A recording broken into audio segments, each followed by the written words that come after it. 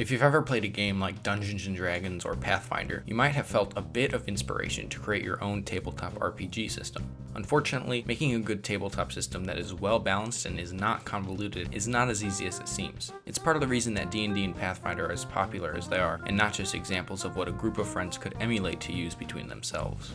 Sometimes the makers of these games aren't perfect, and they overlook some very crucial elements of their game. We're about to explore one of the most broken elements of D&D 3.5 and how you could potentially destroy the population of an entire continent at the humble level 12.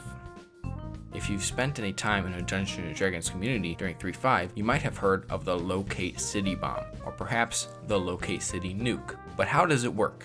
The most confusing part is just how much setup there is behind the nuke, but it all starts with just a bit of snow or ice.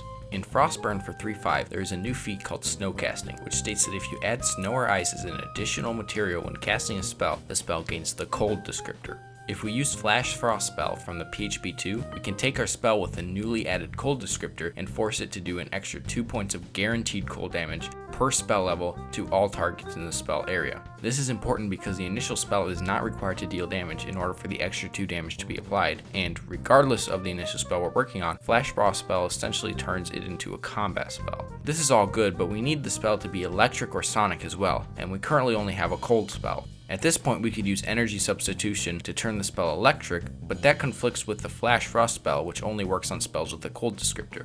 The solution is to use energy admixture, which allows us to add the electric descriptor onto the spell as well as an extra 2 electric damage without forfeiting the cold descriptor and damage. Now that the spell is also electric, we can apply Born of the Three Thunders, which has a few effects, but the one we're interested in is the additional Mighty Thunderclap that affects any creature that takes damage by the spell. The Mighty Thunderclap has the potential to stun enemies for 1 round unless they succeed on a Fortitude save, and knock them prone unless they succeed on a Reflex save. This additional trait of the spell is important because now all creatures that take damage are required to roll a Reflex save.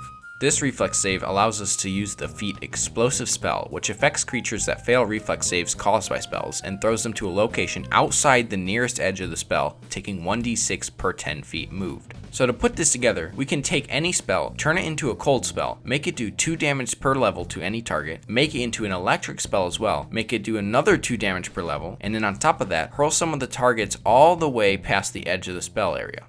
So what spell should we put this on? Ideally, we would pick a spell with a large area in order to do optimal damage by flinging the enemies a great distance. But what spell would we choose to accomplish this? What if I told you there's a spell that could potentially do 633,600 damage per creature in its radius just due to being flung? Locate City is a spell with a range of 10 miles per level casted, which means if we apply this convoluted plan to the Locate City spell, we could throw enemies over 1 million feet at 20th level and cause up to 600,000 damage to any and all creatures within the area. That is powerful enough to wipe out most of the population of a small continent with just one spell that the creators of 3.5 probably intended to be a somewhat lackluster spell with a niche use at best. I'm sure that if you looked hard enough, you could find multiple super powerful overlooked elements for any tabletop game and exploit it in your campaign, but your DM is unlikely to allow this kind of behavior. If your DM does let you use this nuke for some reason, you're likely to ruin the entire campaign, and you'll most likely be forced to start a new one. There really aren't any winners with the Locate City nuke, but I find that there's really no winners in a lot of Dungeons & Dragons scenarios anyways, and in the end, there's just a DM and a bunch of players that aren't quite sure what just happened.